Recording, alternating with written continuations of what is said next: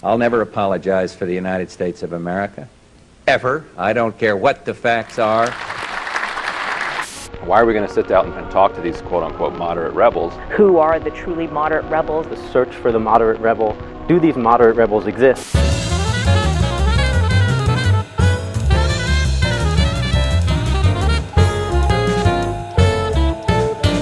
Moderate rebels. You are listening to Moderate Rebels. I'm Ben Norton here with Max Blumenthal, and we're continuing part 3 of our discussion with Rania Khalek.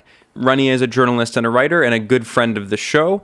And in the first 2 parts, we discussed how our views on Syria have evolved over the years, how misguided we were, and how we've come to unpack a lot of the outlandish propaganda on the war in Syria.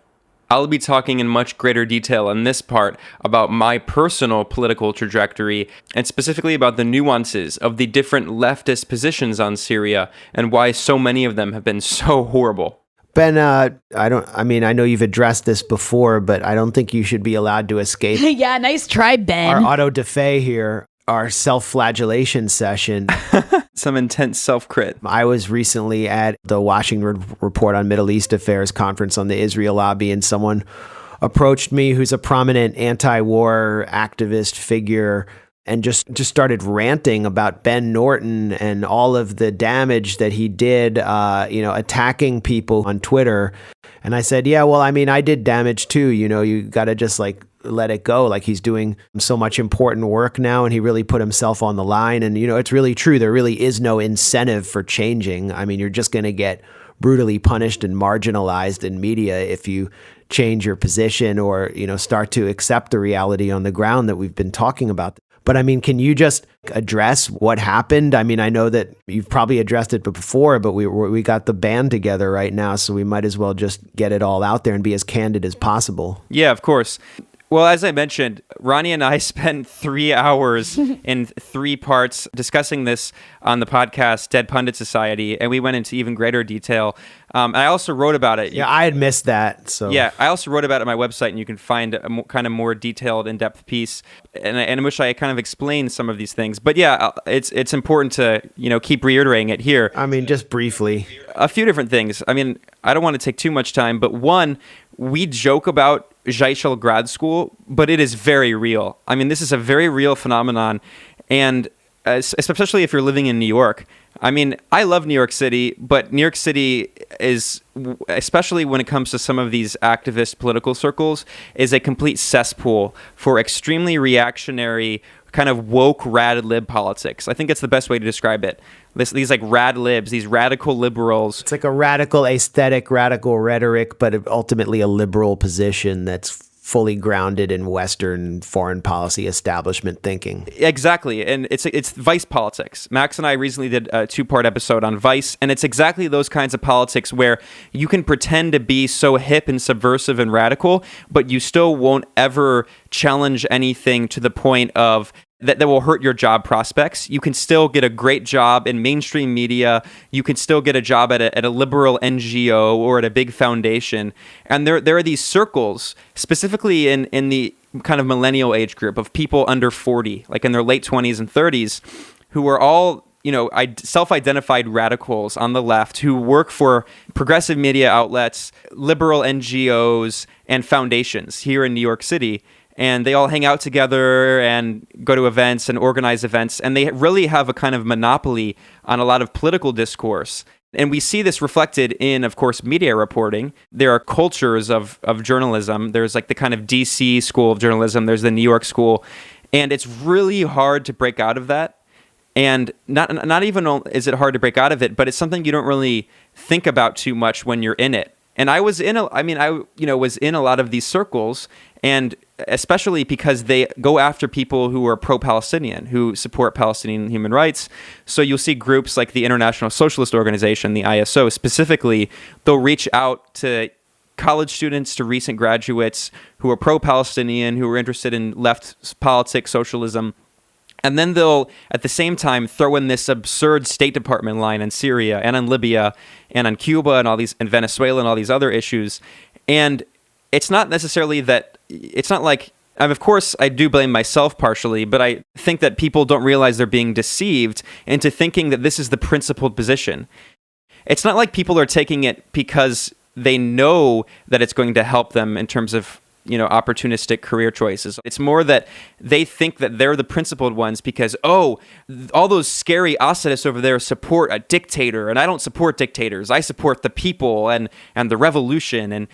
And honestly, it's this really dishonest but extremely effective combination of stupid moral platitudes that you just repeat over and over again without defining them specifically. And if you oppose those moral platitudes, then you're smeared as an authoritarian who hates the people and who opposes revolution, blah, blah, blah.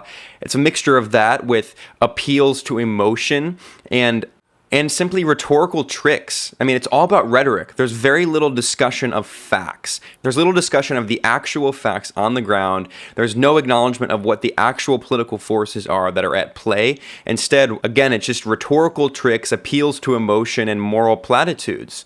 So because you're not actually engaging with the real facts or the politics, you can just smear anyone who disagrees with you as a dictator apologist who hates freedom and democracy and opposes the people. It's really disingenuous. And it's also this weird fetishization, this fetishism of direct democracy and revolution, and this idea that anytime that there are protests, they're progressive protests. Yeah. You don't have to look at the political character of those protests. Like the Tea Party protests. No, exactly. That's a great example. It's honestly a kind of inverted Orientalism. What's absurd is that all these regime change shills, they just smear anyone who opposes regime change as the Orientalists, which is so absurd because if anything, they're the Orientalists. They're the ones who refuse to acknowledge the political contradictions and differences inside the Middle East. And they're the ones who just try to lump everyone all together and ignore and actively silence the voices of progressive leftist secular forces in the region. And even worse than that, they portray them as, all these progressive leftists in the Middle East, they're all just Stalinist, authoritarian dictator worshippers, and we can't support them. They're honestly just inverted Orientalists who fetishize the idea that anytime someone in the Middle East does something, it's because it's pure and good and noble. And all the people in the Middle East are the same, and and anyone who diverges is just a puppet of Russia. And anytime there's a protest, it's a legitimate progressive protest, and not that there's also a Tea Party in the Middle East. And these internal contradictions in society and these different political forces are present throughout the world, in all societies, in the so-called West and the so-called East. And our Tea Party protests here in the U.S. have their political analogy, have their political parallel in right-wing sectarian Islamist groups in the Middle East and in Syria. And the idea is supposedly that if there are protests in Syria, they're all just progressive and we must support them. And if you don't support them, then you're a dictator apologist who hates the Syrian people and is an Orientalist. Yeah. It's very similar to this, again, this kind of vice anarchist aesthetic where it's just like we support any kind of resistance, we support any kind of chaos and an uprising. And specifically, it was reading, the work of a lot of people like Asad Abu Khalil. It was also a matter of meeting other Syrians, many of whom are not from elite ruling class backgrounds. They're not just like the exiled ruling class of Syria. They're not just grad students. They actually, it was meeting numerous Syrians who had very different experiences, who were from Idlib and other places, some of whom were from minority groups, but some of whom were Sunni, and who were like, we don't want our country to be destroyed and taken over by these Salafi extremists backed by Saudi Arabia. I mean, and also people like David Mitzner who were quoting mainstream media outlets and showing that this is the kind of methodology that Chomsky has used for a long time. And, I have some criticism of Chomsky, but he's still an intellectual juggernaut who's done an incredible work in resisting U.S. imperialism. And specifically, their methodology is so effective because you can convince people who don't agree with you by citing sources that are pro-opposition, like the New York Times, the Washington Post, the Wall Street Journal. You can find, these little, every once in a while, there's little nuggets in which they acknowledge these basic facts that are buried in the middle of the article. and you can compile them together, and you find a very compelling case showing that all this stuff is complete nonsense. Yeah. So it was a kind of gradual process, but by 2014 and 2015, when my views were shifting, by that time, we had enough documentation that it made it entirely clear what was actually happening in Syria. And for those who are interested, you can check out the episodes Max and I did early on in our podcast where we go through some of this evidence, things like the DIA document from 2012, in which the U.S. government acknowledges openly that the predominant forces in the Syrian opposition are al-Qaeda, the Muslim Brotherhood, and Salafi jihadist groups. Like, this is from the horse's mouth of the U.S. government. And this stuff became public around 2015, especially when WikiLeaks cables came out in 2016. And by that point, you had to ignore the facts and strictly be blinded by your ideology to think that this is a progressive revolution going on in Syria. Okay, but you're talking about something that I also experienced, because I lived in New York for 10 years. I moved there in like 2005 or 6. I mean, it's been so long, and, got in with the nation. And when you're dealing with foreign policy in New York, you're dealing with Jaish al-Grad school, because these are the young people that are there to engage international politics. And, there's some weird shit going on there. I just noticed that the day after I resigned from Al-Akhbar, I got love bombed by basically NYU's Kevorkian Center, which is its like Middle East Studies department. It made me deeply uncomfortable. All these people were just telling me that I was like the next coming of John Reed or something. There is a tendency among people, and I think we both felt this, to ignore the facts in order to successfully negotiate your social position within the suffocating environs of Brooklyn and the grad school culture of New York City. Well, I guess that's maybe true for some people. I mean, you just get punished socially in some ways. Like you lose friends? Do you agree? Yeah, well, I see what you're saying, but maybe that's true for some people. That wasn't for me. For me, the thing is, I was convinced that I had the principled position and that all those evil Assadists were wrong and mistaken. I'm not saying that I was withholding facts from myself in order to, maintain friendships and be, but I think within these journalistic circles in New York of people who cover the Middle East, and within activist circles and academic circles, there are a lot of people who are using politics to negotiate their social position and are and there are even some who would self-censor and submit to peer pressure and the kind of group disciplinarians in order to avoid social marginalization, which ultimately, it's like survival. It's about survival. It's all about networking and journalism and who you know. And same with academia. You become marginalized in your career as well. So I'm just making a larger point. I know what you're talking about, actually, and I that probably kept me a little more silent than I should have been to some extent at times, because you do experience this. And it's funny because you're already marginalized being pro-Palestine as vigorously as we have been. And then just to marginalize yourself even further is like socially suicidal. Yeah, I think that's certainly a true phenomenon, and I'm sure it's true for other people. But for my case specifically, I think this is a very specific case, and it's actually not. I'm not trying to sound like I'm so honorable or anything, but I never was like ignoring facts. I actually thought that I had the correct principled position. And I think what this reflects to me, and it's something that I learned because it affected my politics overall, it wasn't just about Syria, is how specifically Trotskyism functions politically.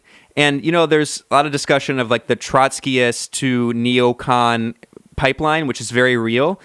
But specifically in the English-speaking world, and the US and the UK, the Trotskyist movements, which are dominated by these tendencies called Cliffites and Shachtmanites, they're these kind of cults, and they have this internal logic that when you're kind of part of these communities with groups like the ISO and some of these surrounding groups, we've seen this infect Jacobin and some other left-wing media outlets. There's this internal political logic where you think that you are the only correct one and you have the right positions, and everyone who disagrees with you is an apologist for dictators and is a Stalinist. That's called a cult, I think. Yeah, Ben just called it. Yeah. Okay, I didn't hear the cult part. Yeah, I mean, it is cultish, and I truly thought that the correct political position to be, to support human liberation and human rights, blah, blah, blah, was supporting the Syrian opposition, and that anyone who criticized it was just a dictator lover and an apologist and a Stalinist. But then you realize that if you read things like Rabin Yassin Kassav, Leila Ashami, you read Socialist Worker, which is the ISO's newspaper. If you read a lot of this pro-opposition stuff, you see how superficial the talking points are. There are very few facts. When there are facts, they're frequently citing extremely partisan sources like the Syrian Network for Human Rights, which is a bogus so-called monitoring group, which just makes stuff up. It's run by the UK government. You see these people quote opposition activists. They're the ones who say they're the ones who say that like all of that Nusra doesn't kill people, or like they'll say all the casualties. Nusra killed just 5 people this year, and you're like, what? Or ISIS. Yeah, they say 94% of the casualties have been caused by the Syrian government and its allies, just whitewashing ISIS. Yeah, but actually, this is a really good segue to discuss another reason that I really came to understand how mistaken I had been and how misled I had been. And that's just looking at how bogus all of these sources are on Syria, all these pro-opposition sources. So for one, every single mainstream corporate media outlet cites the Syrian Observatory for Human Rights, which is run by this guy, Rami Abdul Rahman, who has not been to Syria in 2 decades, who is running this so-called monitoring group alone, basically single-handedly, out of his personal home in Coventry, England. And he calls people on the phone in Syria, and then that's the sources that get used for the number of deaths, casualties, injuries, etc. And this is what all mainstream media reports rely on, from the New York Times to the Associated Press to Reuters to everything. And then the only other sources that these corporate media outlets will cite is unnamed activists. They'll always just say activists, as if they're these civil society groups that are just functioning in al-Qaeda-held territory in Syria. Many of these so-called civil society activists were in fact kidnapped and tortured by al-Qaeda and Salafi Syrian rebel groups like Jaish al-Islam. But of course, we're just supposed to believe that everything these pro-opposition activists who are entirely partisan, we're supposed to believe everything that they claim about the Syrian government, which they're trying to overthrow, is true. And media outlets will just quote them as if they're impartial observers. I mean, there's a reason Max and I recently in a past episode interviewed Patrick Coburn, the award-winning Middle East correspondent, and he said that the reporting on Syria has been the worst and the most partisan that he's ever seen in his 40 years of journalism. And then you look even further and you look at a lot of these other so-called reporters and talking heads and pundits who support the Syrian opposition. So, for instance, one of the books that is constantly cited by pro-opposition voices, by the ISO and other groups, is Burning Country, which is this very thinly sourced polemical book written by Rabin Yassin Kassav and Leila Ashami. By the way, both of them are British. Frequently, the woke radlib types will be like, you have to listen to the Syrian voices, you're silencing Syrian voices. They never mean Syrian voices who are actually living in Syria, especially the 80+% of the population that was living in government-held territory. Because again, the opposition never took more than 20% of the populated territories of Syria. But we're only supposed to listen to the voices of grad students in the US and of British writers like Rabin Yassin Kassav and Leila Ashami. And Rabin Yassin Kassav has visited Syria one time briefly. And ironically, he wrote an entire essay about how when he visited Syria briefly that one time, he did not at all feel at home. He felt like a foreigner. But a few years later, he was elevated by the regime change crew as the voice of the Syrian people, as the true voice that we must listen to, or we're Orientalist. And then his colleague and co-writer, Leila Ashami. Leila Ashami is actually a fake name used by this pro-opposition activist who claims she used to be an aid worker in the Middle East, who again is British, and she refuses to appear on camera when they do speaking events. I mean, these people are incredibly shady. Their book, Burning Country, it's just all polemical and rhetorical. It's full of just talking points that are not substantiated by any facts. It links to a bunch of Facebook posts that have been taken down, and journalism, if you could call it that, is extremely bad. And that's not even the worst. I mean, for me, one of the really eye-opening moments was when it was exposed that some of the people I was interacting with online and kind of was friends with on social media were total frauds. The most extreme example of this is this guy, Pham Binh. Pham Binh is a guy who works for finance corporations here in New York City and who deceived not just me, but a lot of other pro-opposition people by impersonating Syrians. For a while, he was claiming to be George Sabra, who's this Syrian opposition figure in exile who, claims to be a socialist who supports democracy, blah, blah, blah. And Pham Binh was running this blog called Democratic Revolution, Syrian Style. And at first he was using the name George Sabra, and then he was exposed to not only be not Syrian, but to be just a random dude living in New York. So then he started going by the name not George Sabra. And you can still find his blog, Democratic Revolution, Syrian Style. Well, then later, now he's impersonating a female Syrian sniper, and he's going by the name Al-Hamra. And a lot of people think that he's a female Syrian sniper, but actually he's not. He's just, again, just a random guy who works for a finance corporation living in New York City. He's also been running this account, People's War, PPLS War, all one word. And of course, if we're talking about this notorious fraud Pham Binh, we also have to talk about this other bogus hoax called A Gay Girl in Damascus. This was in 2011. There was this blog that popped up, and it was the voice of the progressive LGBT community against the evil Assad regime. And it turned out that it was not a female lesbian Syrian who was writing these blog posts in Damascus. On the contrary, it was an American man living in Scotland. By the way, Scotland is a major hub for all of these regime change shills. Rabin Yassin Qasab and Leila Shami both live in Scotland, along with Idris Ahmad. Many of these extremely obsessive trolls who are editors and so-called journalists.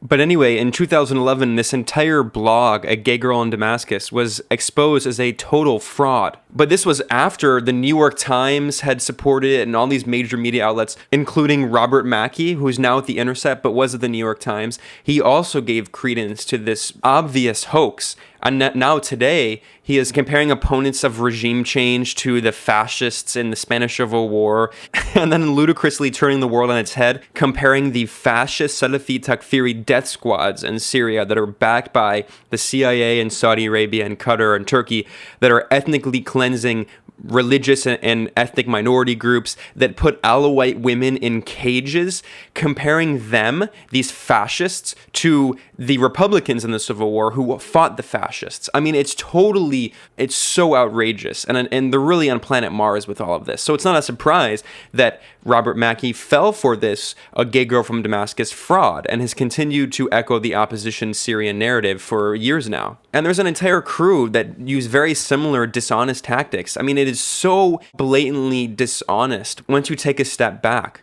So there are so many frauds. We can talk about Idris Ahmad, who is another British lecturer at a university who wrote an extremely anti-Semitic book blaming the Iraq War on Jews, and then who later rebranded as probably the most vicious regime change troll on Syria. He's not even Syrian, and he spends all his time attacking anyone who opposes regime change and openly lobbying for U.S. bombing. He's supported U.S. bombing in the past. And then you have Michael Karadzic, this Australian Trotskyist, who wrote an article openly applauding Syrian al-Qaeda's attack on the Syrian military and on Russia, and said that if Syrian al-Qaeda shot down Russian planes, it would be a victory for humanity. And by the way, that objectively pro-al-Qaeda article was later republished by Socialist Worker, the ISO's official newspaper. And then, of course, we have my digital cyber stalker, Louis Project. And Project has written blog posts openly supporting Syrian al-Qaeda. I mean, it's so absurd. These people are on another planet. You have people like Clay Claiborne, who also is another Syrian opposition blogger who openly supported NATO regime change in Libya.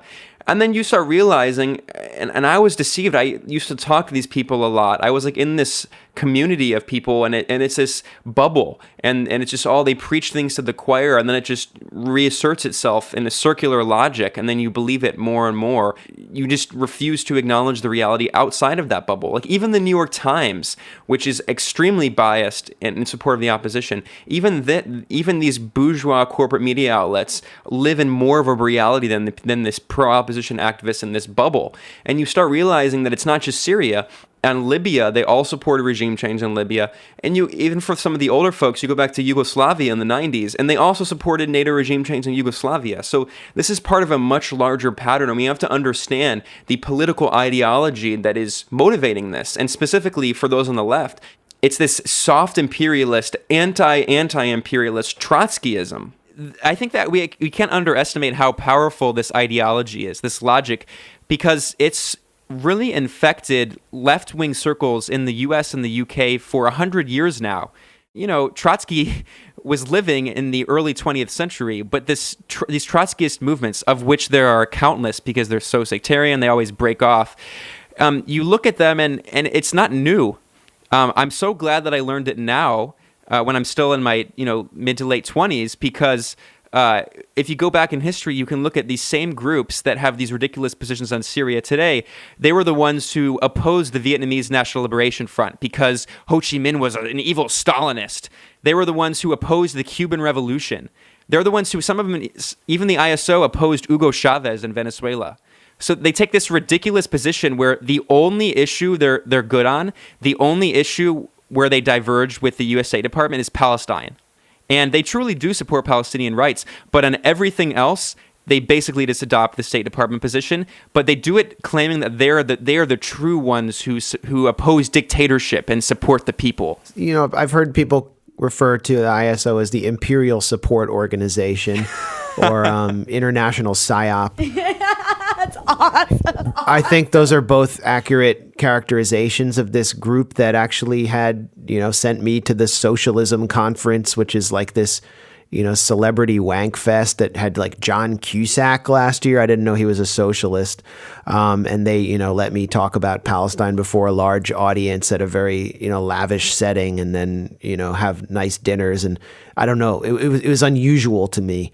But I didn't know what the organization was. But I mean, I want to get you to, just talk about what the ISO is. And you mentioned, Cliffite Trotskyism. Like, who is... Before he does, can I just tell a quick ISO story? Yeah. Tell an ISO story to tee this up. Okay, so I used to be like I used to be one of their darlings. Like, they invited me repeatedly to come speak at their conference. They just like loved me. A lot of the top figures in the ISO loved me. And that was mostly when I was focused on Palestine. And so they invited me 2 years in a row to give speeches on both Palestine and Islamophobia. And they actually even wanted to publish, but they wanted to get a book contract with me on like whatever I wanted. They were all pro Rania. And then in the summer of 2016, I had given my speech. And then the rest of the conference, there's like 1,000 speeches. And I had nothing to do for like a couple hours. So I looked at the conference schedule and I saw a speech on anti-imperialism. I was like, oh, this looks cool. I'll check it out. And it was a speech by Ashley Smith, who's a big figure in the ISO. I think he's like some professor in Vermont. Ben would know more about him. He's definitely in Vermont, on the front lines. Yeah, on the front lines. But I think actually Ben's probably heard this story before. But basically, I go into the speech a little late, and I catch Ashley Smith. He's talking about Syria. So I sit down and the room's packed, and he's going on about how if you don't support the Syrian, like arming the Syrian rebels, then you're either a Stalinist or a liberal like Phyllis Bennis. And the room just like heard Phyllis Bennis's name and started booing. It was really bizarre because I don't know what their hatred. They hate Phyllis Bennis. I have no idea why. Anyways, the point is that this was like the argument he was going with is you have to support arming the rebels. This is in 2016, summer of 2016. So I'm sitting there like texting people in the room with me as well, like what the hell's going on? And then I'm like, I'm going to get up and say something during the Q&A because they have these Q&As where you can, make a 2-minute long comment. And so during the Q&A, I'm like one of the first in line, and I look at Ashley Smith and I'm just like, I'm Arab. I have family in both Syria and Lebanon, and my own family is not in agreement over what should be done about Syria. they definitely don't all agree about arming the Syrian rebels. So, because he kept claiming to be speaking on behalf of Syrians. So I was like, so who's your constituency? Like, who are you talking about? And then I'm expecting the room, because usually when I make a comment, everyone at ISO is just like cheering and clapping for me. And the room was like dead silent. And I feel like I almost got booed. And then Ashley Smith could barely answer me. He just like spoke incoherently because he was being challenged by an Arab. And by the way, that whole room was full of like almost entirely white people.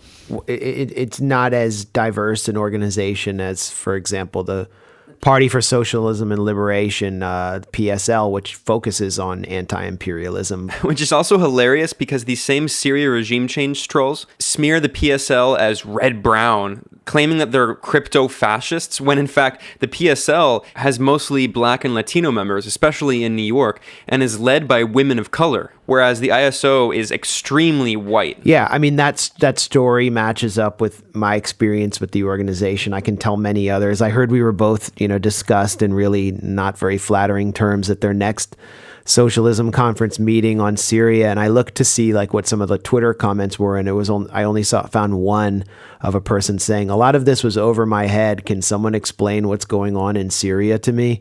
So, it sounds like attacking us like doesn't really educate people very much, but that's not really the point. It seems to me this organization is kind of in a collection of, intellectual types who just want to infest other organizations and don't really do a lot of, on the ground work. But I think, Ben, you would probably be able to give a better description than I would of, what the ISO is, what the politics behind it are. Because, we talked about CARE earlier, and we're talking about some of the, the organizations and the institutions that have driven the Syria debate in the U.S. and driven people like us, out of the ranks. Yeah, I think it's important to understand that there are different poles, if you will, who support the Syrian opposition.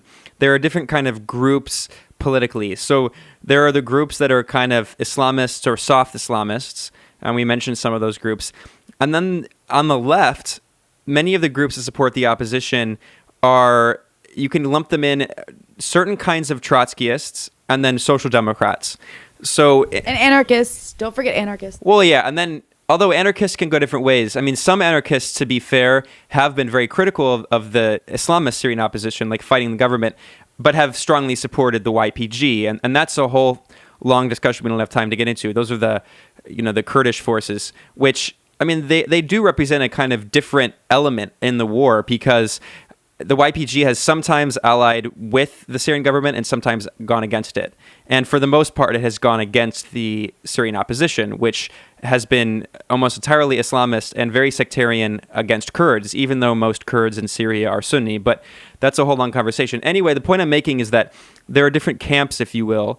And on the left, of course, as a secular white American, obviously I'm not part of the Islamist crowd, but on the left, the ISO, in terms of the organized political forces in the U.S., plays a pretty significant role. This is the International Socialist Organization, the ISO.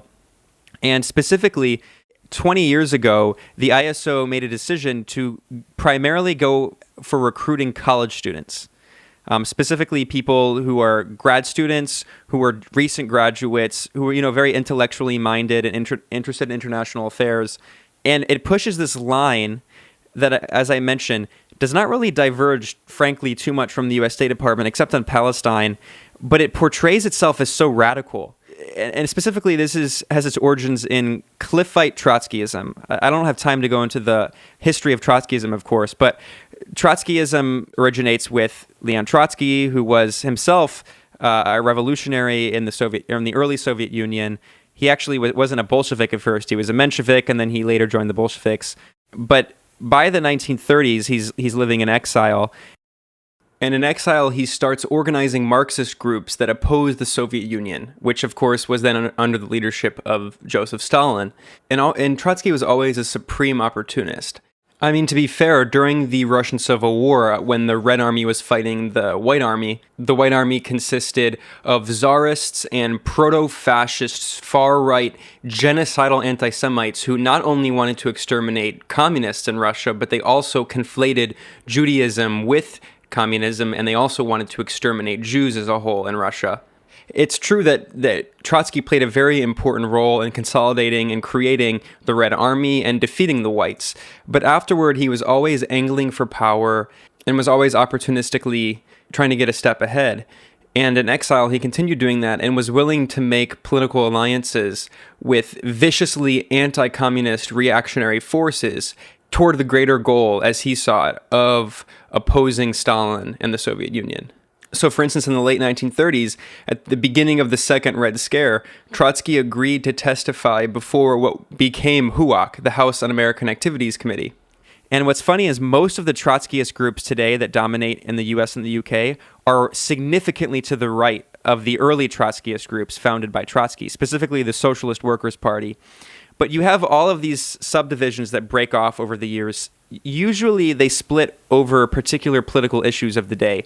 So they split over issues like the Cuban Revolution, the war in Vietnam, and these other issues. And the ISO is the one that they're the Cliffites. They follow this man, Tony Cliff, who is this Trotskyist leader. And their positions are anti-Cuban revolution, anti-Vietnamese revolution, anti-Chinese revolution. Basically, the only thing they supported, they say they're Marxists. The only thing they support are like the first 4 years of the Russian Revolution. And then everything else in human history is Stalinism. Because Tony Cliff, whose real name is Yechiel Gluckstein, believes in this concept of permanent revolution. Well, I mean, so did Trotsky, but that term is thrown around a lot. But he applies it he applies it in a different way. Wait, I'm confused, Ben. That's like, got to be a huge contradiction. They opposed all these like actual communist revolutions or socialist revolutions, but then support the Wahhabi Syrian revolution. How does that make any sense? Well, it doesn't, of course. I mean, these Trotskyite groups are so full of contradictions. But I think in order to understand it, and this is the way that I think about it, it makes sense to me. I think one of the reasons they go after a lot of young people, specifically in college, is these are people who have inchoate politics that are still forming. And the ISO and some of these anarchist groups frame things in terms of authoritarianism. And when I was younger, and I love Chomsky again, but Chomsky's guilty of this too. They often frame things in terms of authoritarianism in a way that one is not only not helpful, but two is, I think, extremely inaccurate. And the idea is that we are the true principled ones who oppose authoritarianism, and all these past revolutions have been authoritarian and Stalinist and Assadist and blah, blah, blah. And we support, specifically the ISO and some of these anarchist groups say, we support revolutions and movements from the bottom up, not from the top down. And that, of course, sounds nice because no one wants to be like, well, I support authoritarianism. I oppose the people taking control of their destiny, and I support one ruler. I mean, no one actually supports that, but it's framed in a very abstract way. The notion is that all of these past socialist leaders were dictatorial and authoritarian, and the only way you can bring about progressive change is through like this kind of grassroots upswell that just so happens to be funded by the CIA. But what's interesting about it is it has a very powerful internal logic. And again, as I mentioned earlier, it encourages this kind of factionalism, which is why there's so many sects within Trotskyism, because they're all convinced that they have the correct position on these issues, and anyone who disagrees is an authoritarian Stalinist. So when you look at these conflicts, it reminds me of Libya, where, to be a little fair, the ISO will claim that it opposes foreign intervention. So they claimed they opposed NATO intervention in Libya. And I think that's genuinely true. Like, they don't actually openly support NATO, but they support rebels that were funded by NATO. And then they say, oh, well, it's because they have no other option and they're fighting a revolution. And if you're in a revolution, you have to get guns and support from anyone who will give it to you. So it's this kind of backward logic that says that we are the true principled revolutionaries, and it has a siege mentality. We're under attack by the Stalinists who support Assad and support Putin. And there's always it involves this ridiculous straw man where if you actually look at the position of groups, like you mentioned, the Party for Socialism and Liberation, if you look at the position even of the PFLP, if you look at the statements they release, or the Lebanese Communist Party, the multiple Syrian communist parties, a lot of times their statements on Syria don't even mention Assad. Because it's not about Assad. I mean, Assad, of course, plays a significant role, but it's much more complex than that. It's about the Syrian state. It's about wanting to prevent state collapse in this country. And if you look at the quotes from Rania Khalek in the PFLP, she doesn't, when she says, in an interview, she said, "I'm screaming at my loudest, we support the Syrian army and the Syrian people." She didn't say we support Assad. She said we support the Syrian army. And what they do, these Trotskyist and anarchist groups, is they conflate any support for these state institutions with the dictator. So if you didn't want the collapse of the Iraqi state, you support Saddam. If you didn't want the Soviet Union to collapse and to have massive privatization of all the former Soviet states and restoration of capitalism, you're a Stalinist. They just conflate the particular leader. So if you think the Soviet Union had some issues, but it was a progressive historical force, then they call you a Stalinist. Even if you're like, look, I have a lot of issues with Stalin, who did a lot of horrible things, but the Soviet Union and the Red Army defeated Nazism. They supported national liberation movements and anti-colonial movements. You're not allowed to do that because anything you say positive is misconstrued and misrepresented as Stalinist apologism in the same way Syria is today. Well, they also kind of make it impossible to defend a state carrying out a project when it's under siege and defending itself against foreign intervention, because the defense requires, sometimes in Syria's case, military measures, so that they just immediately are delegitimized by applying violence against violence. Well, this is why there's never been a Trotskyist or an anarchist revolution. Let's be real here. And I don't want to get sectarian, but people can romanticize the Spanish Revolution from 36 to 39, and there were a lot of amazing things happening in Spain, but they lost. They were defeated by fascists, and then there was a fascist dictatorship until 1975, until Francisco Franco died. So you can fetishize these failed revolutions, and that's what they do, but basically their methodology, and I'm lumping in some Trotskyists, the Shachtmanites and the Cliffites, along with a lot of anarchists. So they'll romanticize all the failed revolutions and the revolutions that are backed by the CIA, and then demonize all the successful revolutions. Well, they also they've been a revolutionary force, but from the right within the United States. We have to look at the history of the Social Democrats USA and the split, which led to the rise of the neocons, and so many of the figures that emerged from the right wing of the Socialist Democrats USA went on to form groups like Freedom House or the National Endowment for Democracy. The National Endowment for Democracy was founded by alumni of Socialist Democrats USA, and these are revolutionary organizations, or in exporting what the West considers democracy or liberalism. It usually leads to instability, but these are the regime change arms of the U.S. government, which they exploit the narrative of fighting authoritarianism and promoting democracy and human rights in order to destabilize sovereign states that refuse to submit to the West's sphere of influence.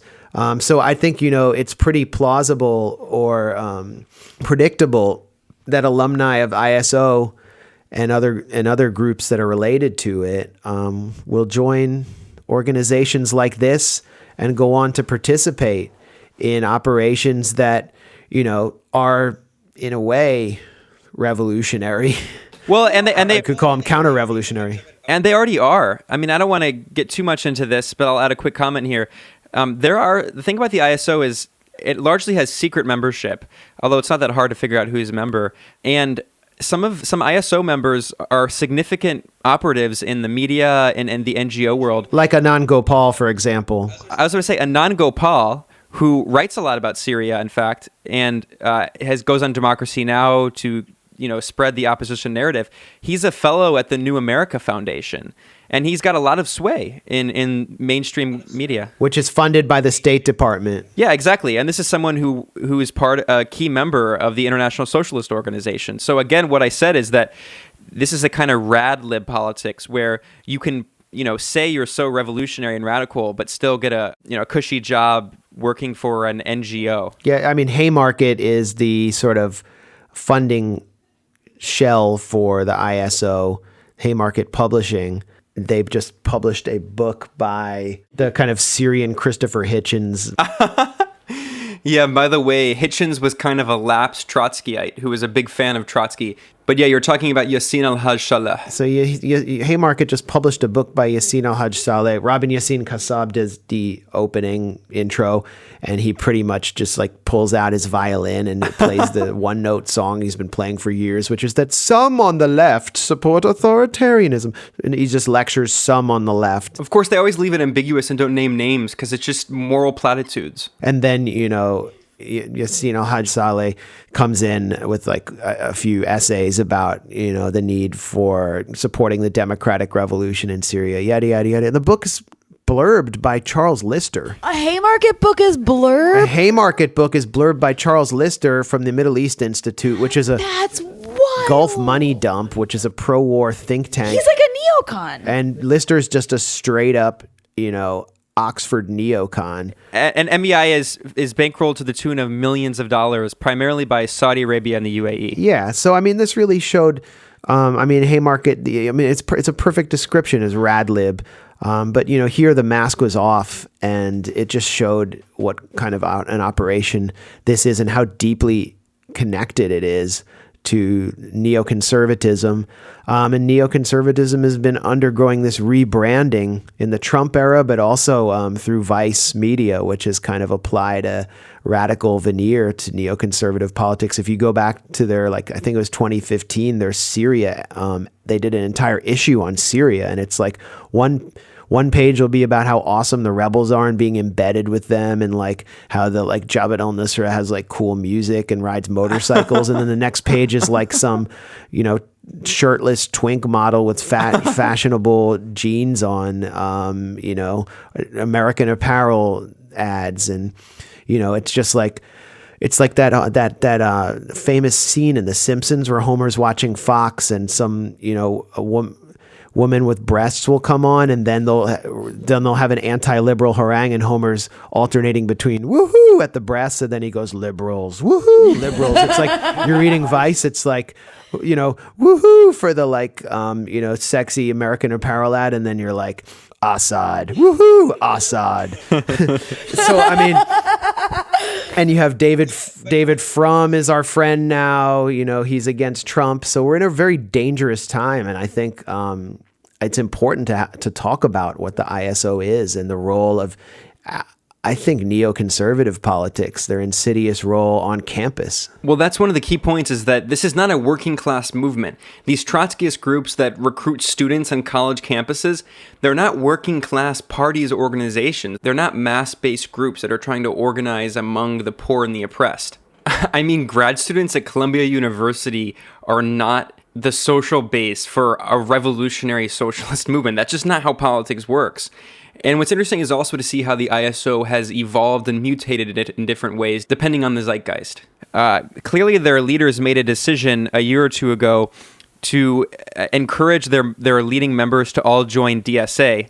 And I actually think what's funny is DSA is such a huge tent, and there are so many different tendencies within it, that there are a lot of people in DSA who have much better politics than the ISO. And then there are a lot of people in DSA who have the same politics, the horrible politics of the ISO, because DSA is just really contradictory group with 30,000 members and so many different working groups with contradictory politics. And I don't know how that's going to work out. But the thing about the ISO is a lot of members joined DSA and also joined and have been writing a lot for Jacobin. And there's been this kind of merging politically of these communities and these audiences. So the front group for the ISO economically is a registered 501c3 nonprofit called the Center for Economic Research and Social Change, CERSC.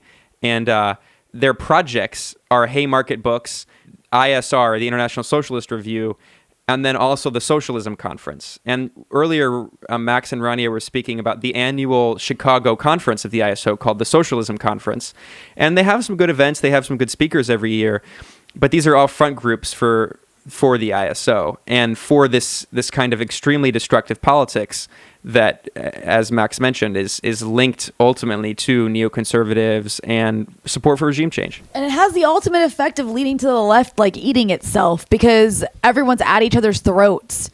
And also they do this thing too where I think that what's so messed up is like there's people who are our allies on domestic issues who don't know anything about foreign policy, who are really into like the DSA or like reading Jacobin, who then get fed bullshit about foreign policy in Syria, and suddenly like they're scared to even associate with us now because the ISO has branded us like evil Assadist Stalinists. Which, by the way, also I didn't know what that even meant until I started getting called a Stalinist and a campist.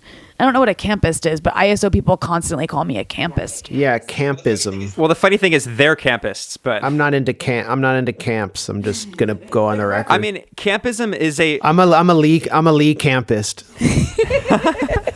yeah, Lee Camp's cool. No, campism. To be frank, I think campism is an actual political issue, but it's extremely exaggerated. It's like the word tanky. Like, tanky is so abused, and in a recent podcast interview, in fact, on Rania's excellent podcast, Unauthorized Disclosure, we talked about the origins of this concept tanky. I mean, it does have a real historical origin, and there are people who are, quote unquote, I'm using scare quotes you can see here, tankies, but the term has been so abused that anyone who opposes U.S. imperialism and frankly supports any kind of socialist government in history is called a tanky, specifically people of color. And it's often used as a kind of racist term, frankly. And any socialist in the global south is a tanky. Cubans are tankies. The Vietnamese are tankies. The Chinese, they're all tankies. The Venezuelans are tankies. The Ecuadorians. Of course, the Brits and the American socialists, they're not tankies. They're, great trots. They're cruisies. They're cruisies for cruise missiles. Well, specifically, campism refers... It is. I think it actually is an issue, but these days it's basically not super relevant anymore. But campism referred to a kind of worldview during the Cold War that divided the world into camps. There's the socialist camp, the capitalist imperialist camp, and then there's the kind of non-aligned camp. So you have the non-aligned movement, the NAM, which is mostly led by India. And most of these countries in the global south, they're led by socialists, but they're not necessarily allied with the Soviets. They could go either way. So specifically Mao, the Chinese revolutionary Mao Zedong, he understood the world during the Cold War in First World, Second World, Third World. We use these terms a lot, but they actually have their origins among the Chinese revolutionary communist movement. And his analysis was that, you have the First World, which is the former colonial nations, the capitalist imperialist countries. And then you have the Second World, which is like the Soviet allied socialist bloc. And what we often forget, what's often ignored in the West when we discuss this history, is that there is a socialist bloc, but they're not all part of the Warsaw Pact, and they're not all part of the Soviet Union. So like Yugoslavia was not part of the Soviet Union, even though Yugoslavia is thrown in with the Soviet Union. You mean Soviet Yugoslavia, according to Joy Reid?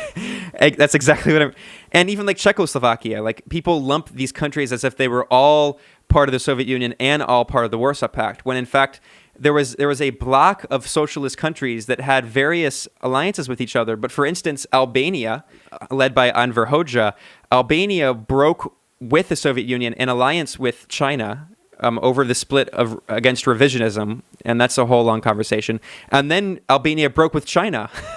So it's not exactly fair to lump them all together, but under this First World, Second World, Third World view, there are these different camps. And specifically, campism refers to this tendency, which does exist but is exaggerated, that says that we have to support whatever camp it is uncritically that is opposing the first world camp of Western capitalist imperialism. And if you actually look at the positions of most of these groups, I mean, there are actual Assadists, and you could say, fine, that they're campists. Like, there are people who cares? Well, I know, but there are not that many people. Well, and like there are people who actually, in groups that did support Saddam Hussein openly, but these are like not the vast majority of people who oppose U.S. imperialism in Syria and Iraq and Libya. These aren't actually campists. These are people who, if you look at their positions, if you look at the PFLP, if you look at the PSL, if you look at all these groups, if you look at the Lebanese Communist Party, they have much more nuanced positions than they're given credit for.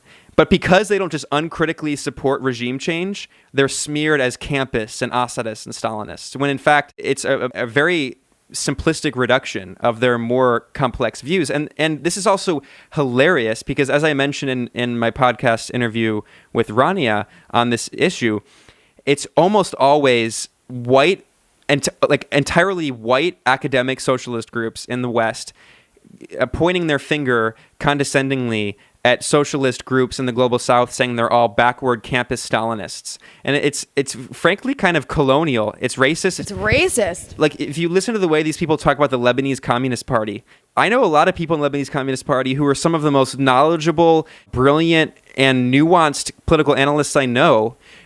And they're also all Lebanese, and they're smeared as tankies and Assadists, when in fact their positions are much more informed than the Jaish al-Grad school people here in New York. Can I actually, you know what I can tell you about that right there, what you just said, which is so fascinating to me, is I feel a lot more far removed from this. I don't live here anymore, but people in the Lebanese Communist Party, in the PFLP, leftists in the region, they, like, I cannot convey to you how little they care what American leftists think about anything. It's amazing. I mean, like, it's, these people think they're so important, their left positions, but they're also, the left is so weak in America. They think they're so important in what they think about the Middle East. But at the end of the day, these leftists in the Middle East they don't like American left. They don't really see much of an American left, and the American left they do see, they call them all trots. Which they mostly are. It's true. Yeah, they're just like, oh, the trots. They hate all the trots. And yeah, at the end of the day, they just want the U.S. out of the Middle East, and they don't see the American left as being part of the reason the U.S. will leave. So they don't really care. Yeah, and they don't really care. And what's so fascinating about that is, especially with this red-brown bullshit, which is, all right, there are like 5 people who are an example of actual red-brown politics, and I can count them in 1 or 2 hands. And yeah, maybe that's an issue, but it's so exaggerated and it's blown out of proportions by people who are in all white groups. It's so crazy. You have all these trots and anarchists who are in like the ISO, which is almost entirely white, who are in the case of someone who will not be named, or I'll name. Can I name Alexander Reed Ross? Yes, we're naming names. Yeah. Alexander Reed Ross is an editor for the Earth First journal. Earth First is an anti-civ radical environmental group. And look, I'm 100% down with radical environmental activism, but these are like all white activists who like don't shower. Oh. Yeah, like they're anti-civ, anti-civilization, specifically ELF, and I totally 100% oppose the police clampdown on these groups. But these are the kinds of people who will like blow up tractors and stuff. It's like, what are you doing? Well, I mean, this cat Reed Ross, who was like rated the worst professor in the world by his students, and is obviously one of the worst journalists or writers in the world because he had all of his pieces for the SPLC completely retracted. And they can only claim that, there was a legal threat on one of them, but that was after it was removed. Regardless, I mean, his specialty is the Red-Brown Alliance and the horseshoe theory. He lives in Portland, which is the whitest city in America. He really has... I look at his Twitter account. He's constantly retweeting the Anti-Defamation League, which is basically a private law enforcement intelligence operation determined to destroy movements that are supporting people of color, that are real anti-racist movements, that are anti-war movements. They surveilled the anti-apartheid movement in the 80s. They're determined to destroy the Palestine Solidarity Movement. He's big-upping the ADL constantly. He attacked Bernie Sanders supporters as Sanderistas. He supported Hillary Clinton. He's a soft Zionist. I don't know what kind of commie anarchist this guy is, but it seems like a front. Regardless, you look at his pieces and who he was attacking as part of a Red-Brown Alliance, and like his targets were the PSL and Workers' World, which are 2 communist socialist parties, Party for Socialism and Liberation and the Workers' World Party. these are like the groups that really filled the ranks in Charlottesville with their people and really put their bodies on the line against white supremacists in Charlottesville. Workers' World has been like taking down the Confederate statues with their hands. But these groups have been active in anti-racist struggles for decades. And like to see Brian Becker get attacked as a racist in the Southern Poverty Law Center. This is, one of the founders of the PSL who has just been active in anti-racist struggles for decades, like since the early 70s. It's so offensive to me. And now Eugene Puryear is getting dragged in because he hosts a show at Sputnik. The Atlanta NPR affiliate attacked him. And, these people who really are the most dedicated anti-racists are being lumped in without any evidence with fascists. It upset me more to see them lumped in with it than to see my name included, even though I was covering and exposing white nationalists and white supremacists when Alexander Reed Ross was getting a degree at a diploma mill. Well, and also to give a little credit to you, Max, you were covering the radical right in this country a decade before it became popular, before Trump. Yeah, no one was talking about it then. And now all the people talking about it are all these liberals who support the alt-right in Libya, Syria, Japan, India. They support the alt-right in Venezuela, but they oppose the alt-right now here. Yeah, so the point is that you're talking about an exaggerated horseshoe theory. There's an exaggeration of a red-brown alliance. It's not an exaggeration. They're honing a tactic in order to destroy everyone who's outside of what you could crudely refer to as the establishment. And there are people on the far right who are against U.S. intervention, often for the wrong reasons, but they're trying to show a kind of, what does Reed Ross always say, syncretism in rhetoric in order to establish a false organizational alliance that doesn't exist. But the fact is, we've been the ones who have always been going against white nationalism and white supremacists in the most forceful way before it was convenient or popular to do so, and we'll be doing so afterwards. But this is just a really dangerous narrative. Well, and specifically, we're attacked for opposing the political equivalence of what does white nationalism look like? Well, that's a point Rania's always made about Syria and the armed opposition, is that they are the equivalent of white nationalists or white supremacists in the Middle East. They want to make Islam great again. Yeah, and the Israeli government. Zionism, what's so fascinating is Zionism, Islamism, Hindutva in India, and white nationalism here.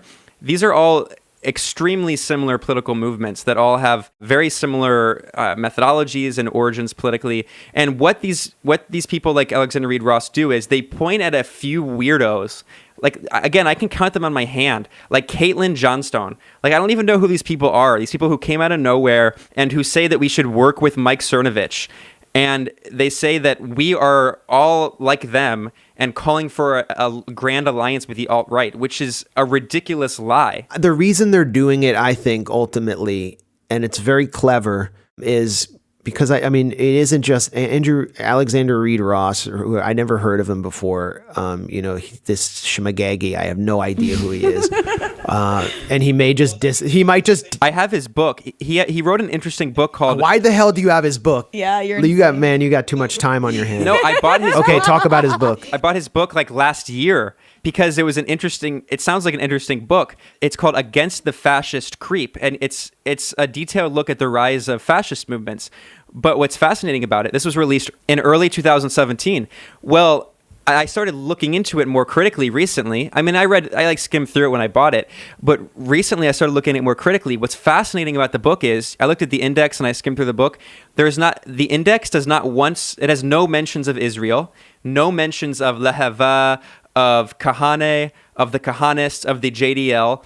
So it's an attempt to describe the rise of fascism in the West, but makes no mention of Zionism. It makes no mention of fascist movements in, say, India, which has the largest fascist movement in the world, where Narendra Modi, the prime minister, was the chief minister of the state of Gujarat, and their textbooks under the current prime minister, when he was chief minister, the textbooks in Gujarat were all pro-Hitler. And students were taught that Hitler was the, quote, supremo who ensured the racial purity of his country. Like, Alexander Reed Ross he knows nothing about the world outside of this little tiny community of white fascists here in the U.S. and makes no attempt to link fascist movements outside of the U.S. and Europe. That's been a problem. That's just a widespread problem because I have done work with the Southern Poverty Law Center and I've known that community of people who research the far right and, without naming any names, but I just personally know them. And that's a kind of a blind spot that all of them have. And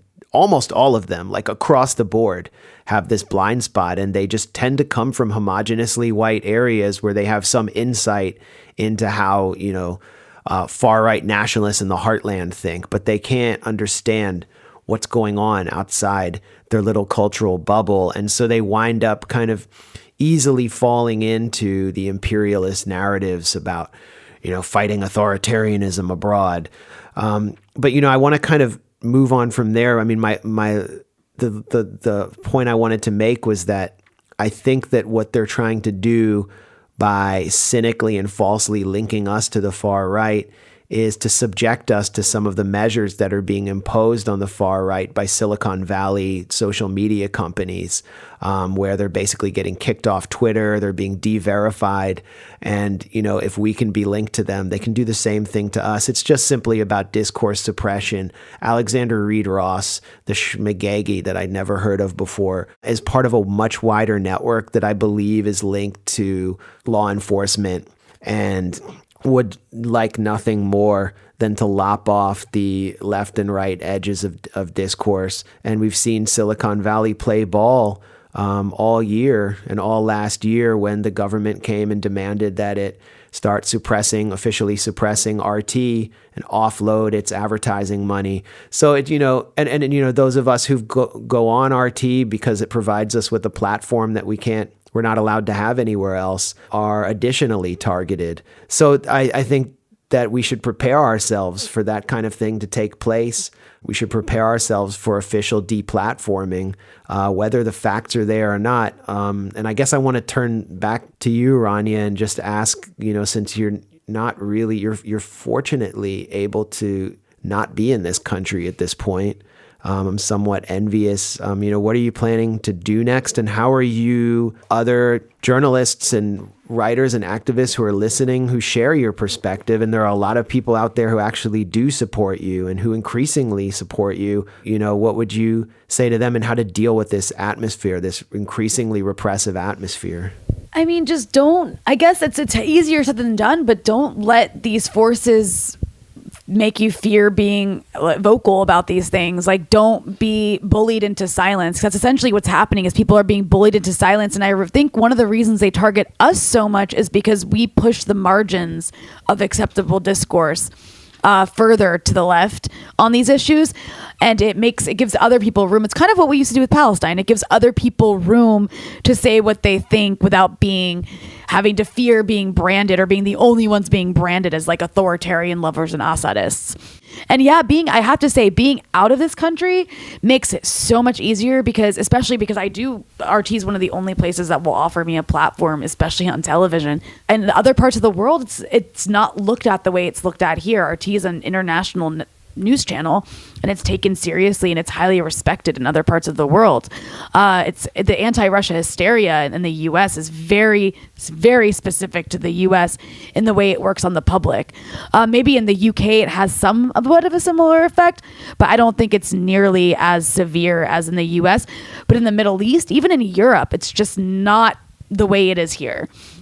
And so it does give me some perspective, and hopefully it will just be like a phase that will pass at some point, but just hang in there and don't be bullied into silence. That's the most important thing, especially, I understand publicly sometimes it can be hard to be honest because it might have some ramifications, maybe like on your job, but even privately, like if you're in these DSA circles, if you happen to listen to this and you're in these ISO circles, don't be bullied into silence. Like, there are other people, I promise, who likely agree with you or might not have heard other perspectives, and you have to speak up or else this is going to continue to get worse. Yeah, I just feel not only that I'm increasingly targeted, but I also feel a groundswell of support that I've never received before. So I don't want to create the impression that speaking out on, the real critical issues is going to result in your immediate destruction. Yeah. And I also think in a few years we'll all be vindicated. And maybe not in the best way, but I think you're going to see some more blowback from what happened in Syria and Libya in terms of the US and British intelligence agencies and certain European intelligence agencies supporting Salafi jihadist insurgencies that will ultimately backfire, as they already have in the case of Salman Abedi bombing the Ariana Grande concert in Manchester. But I think it's really important, more than ever probably, on the left in the West, to have a narrative about what happened in these countries that makes sense for people, because otherwise we cede ground to the right to really dominate, and their narrative is Islamophobic and hateful. And we have to wrap up, but one of the kind of conversations that you and I and Ben have been having these past years is about the rise of the right in the West and how it actually is a result in many ways, or blowback from the interventions and the proxy wars that we've opposed in the Middle East. The Syrian refugee crisis is a perfect example, because in many ways it's driven by the West and the Gulf's dirty war on Syria. So how can you understand the collapse of liberalism in the West, especially in Europe, the rise of Trumpism and Geert Wilders and these figures, without understanding what the West has done to the Middle East? And I think that's something that only an anti-imperialist left can confront. Absolutely. And so that's why I think it's really important to, again, not be bullied into silence, because the stakes are high. Otherwise, you really do see ground as to the Tucker Carlsons. And when Tucker Carlson and Tomi Lahren are the loudest voices in media, the far right is the loudest voices against intervention in Syria, that's a real problem. And those are the people that people are going to turn to for the narrative on why you should be against intervention. That's a problem. And what's most concerning is not only is it a huge problem, but it could get worse. And I think we need to keep in mind that as horrific as the war in Syria has been, and it's been absolutely apocalyptic, so many millions of people's lives have been destroyed. Well, it could get even worse. We could be on the horizon of a war with Iran. Whether that war is between Israel and Iran, whether it's between the US and Iran, whether it works out itself in different proxy wars, the idea that things are just going to go to peace, because they haven't been in peace for decades, after the end of the war in Syria is ridiculous. And we need to be prepared for some of the same people who claim to be on the left, who claim to support Palestine, and who have been supporting the Syrian opposition to start shilling for a new war in Lebanon, a new war in Hezbollah, a new war in Iran, whatever the next conflict will be. We can't pretend like this is the end. And unfortunately, it could be the beginning of something even worse. Some on the left already have. Yeah. Rania, so what are you going to be working on next, and where can people follow you? Anything else you want to say? To follow up on what Ben said, one of the reasons I want to stay in the Middle East for a bit longer is because I do feel like there could be something brewing, and I want to be on the ground when it does, because I feel like there's going to be very few alternative narratives to what you're going to hear from the rest of the media, including from places like The Nation, unfortunately. So I want to be able to be there for that, to offer on the ground, analysis of what's actually taking place that people can turn to as an alternative voice. But yeah, so I'll be there for a while for now, indefinitely, I guess. And people can find my work. I need to update my website, which I haven't really done, but I promise to soon. So RaniaKhalek.com, and then follow me on Twitter at Rania Khalek.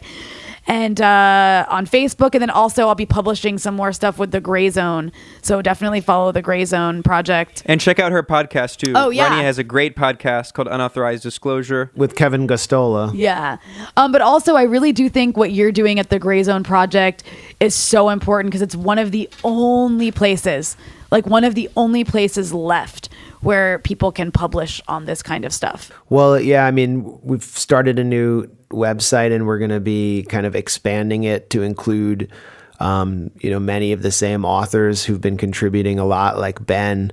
And the idea right now is just to confront the lie of the day, whatever it is, and, to do really targeted investigative journalism. I have a fairly significant piece coming out soon.